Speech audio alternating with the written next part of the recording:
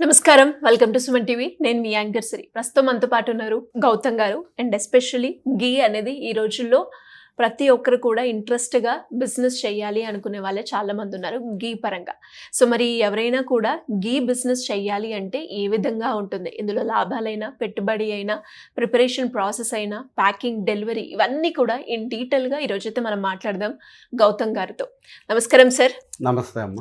Sir especially ఘీ ఏదైతే ఉందో ఈ ఘీ గురించి చాలామంది కూడా కొనుక్కునేటప్పుడైనా ఫస్ట్‌గా చూసేది ఇది ఆవు నెయ్య లేదు అంటే గేదె నెయ్య అని అనుకుంటారు. సో ఈ రెండిటికి ఉన్న డిఫరెన్స్ ఏంటి? ఎలా ఫైండ్ ఔట్ చేయాలి? అండ్ దాంతో పాటు కాస్ట్ కూడా వేరియేషన్ ఉంటుంది సార్. అవును. ఎందుకంటారు? ఈ కాస్ట్ వేరియేషన్ కారణం గేదె నెయ్యి వచ్చేసి మనకి గేదె ఎక్కువ పాలిస్తుంది, వెన్న శాతం ఎక్కువ ఉంటుంది. అంచేత ఎక్కువ వెన్న వస్తుంది, ఎక్కువ నెయ్యి వస్తుంది. దానివల్ల గేదె నెయ్యి కాస్ట్ తగ్గుతుంది. ప్లస్ విరివిగా ప్రతి ఇంట్లోనే గేదె పాలే వాడుతున్నారు. ప్రతి ఒక్కళ్ళు కామన్గా వెన్న తీసుకుంటారు, మరగబెట్టుకుంటారు, నెయ్యి వస్తూ ఉంటుంది. ఆ విధంగా గేదె నెయ్యి అనేది కాస్ట్ తగ్గిపోయింది. ఆవు నెయ్యి, ఆవు పాలు తక్కువ ఇస్తుంది, ఫ్యాట్ శాతం తక్కువ ఉంటుంది, వెన్న తక్కువ వస్తుంది, నెయ్యి తక్కువ వస్తుంది. దానివల్ల ఆవు నెయ్యి కాస్ట్ ఎక్కువ ఉంటుందమ్మా. అదేవిధంగా పాల నుంచి తీసిన నెయ్యిలు అయితే పాల నుంచి క్రీమ్ తీసి దాంతో తయారు చేసిన నెయ్యిలు తక్కువ రేటు ఉంటాయి.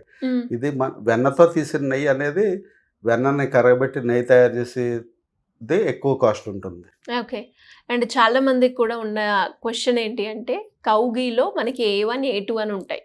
వీటి రెండింటికి ఉన్న డిఫరెన్స్ ఏంటి? ఎందుకు ఇక్కడ జనాలు కన్ఫ్యూజన్ అవుతారు? A1 అంటే ఏమీ లేదమ్మా. A1 అంటే డైరెక్ట్ పాల నుంచి క్రీమ్లో నుంచి తీసిన నెయ్యిని A1 అంటారు. ఇది A2 అనేది పాల నుంచి పెరుగు తోడుపెట్టి దాంట్లో వచ్చిన మేగడిని చిలికి దాంతో వచ్చిన వెన్న నుంచి నెయ్యి మరగబెట్టి తీసిన నెయ్యిని A2 అంటారు అన్నమాట. ఇదే డిఫరెంట్ అండి A2కి A1కి. గేదె నెయ్యి అవనే ఆవు నెయ్యి అవనే ఏదైనా సరే రెండింటిలో ఒకటే. ఓకే. ఈ ఏదైతే ఉందో సార్ ఘీని ప్యూర్ ఘీ అని ఎలా గుర్తించాలి ఒక కామన్ మ్యాన్? ప్యూర్ ఘీ అని ఎలా గుర్తించాలి కామన్ మ్యాన్ అంటే ఇది ఆవు నెయ్యి అనేది లైట్ ఎలోయిష్ ఉంటుందమ్మా. క్రీమ్ నుంచి తీసింది ఇంతకంటే కొద్దిగా లైట్ ఉంటుంది, ఇది కొద్దిగా డార్క్ ఉంటుంది. రెండోది క్రీమ్ నుంచి వచ్చిన నెయ్యి స్మెల్ తక్కువ ఉంటుంది, సెల్ఫ్ లైఫ్ తక్కువ ఉంటుంది. దీనికి సెల్ఫ్ లైఫ్ ఎక్కువ ఉంటుంది, ప్లస్ స్మెల్ చాలా బాగుంటుంది. అసలు మూత ఓపెన్ చేస్తేనే ఇది ఆవు నెయ్యి అన్నట్టుగా ఉంటుంది అన్నమాట. ప్లస్ దానా చిన్న చిన్న దానా పోసుకొని తయారవుతుంది ఇది ఆవు నెయ్యి. గేదె నెయ్యి అయినా సరే అంతే.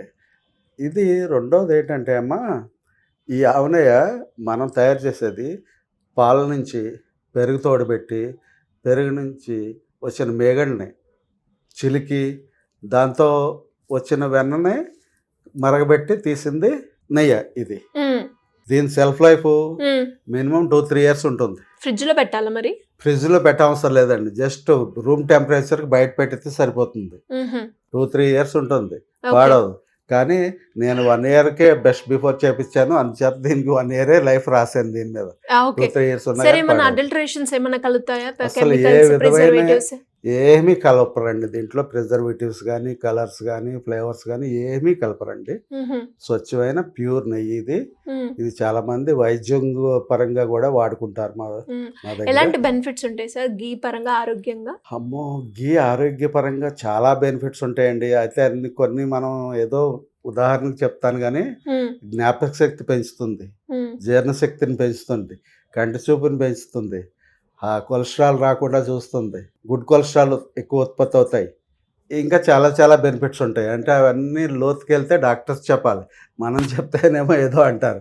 అంచేత బెస్ట్ దేనికైనా గూగుల్లో సెర్చ్ చేస్తే దీనివల్ల బెనిఫిట్స్ ఏంటి అనేది అందరికీ తెలుస్తుంది. ఎంత ఉంటుంది సార్ ఈ వ్యాపారం చేయాలి అంటే పెట్టుబడి? ఇందులో ఈ వ్యాపారం చేయడానికి అమ్మ పెట్టుబడి అసలు నిజాన్ని చెప్పాలంటే 1 లక్ష రూపాయలు చాలు. కారణం ఏంటంటే ఈ బాటిలింగ్, లేబులింగ్, లైసెన్స్లు తెచ్చుకుంటే సరిపోతుంది. అవును, లైసెన్స్ ఉందా సార్? లైసెన్స్ FSSAI లైసెన్స్ ఉంది, ప్లస్ ప్యాకింగ్ లైసెన్స్ ఉంది, ప్లస్ GST ఉంది.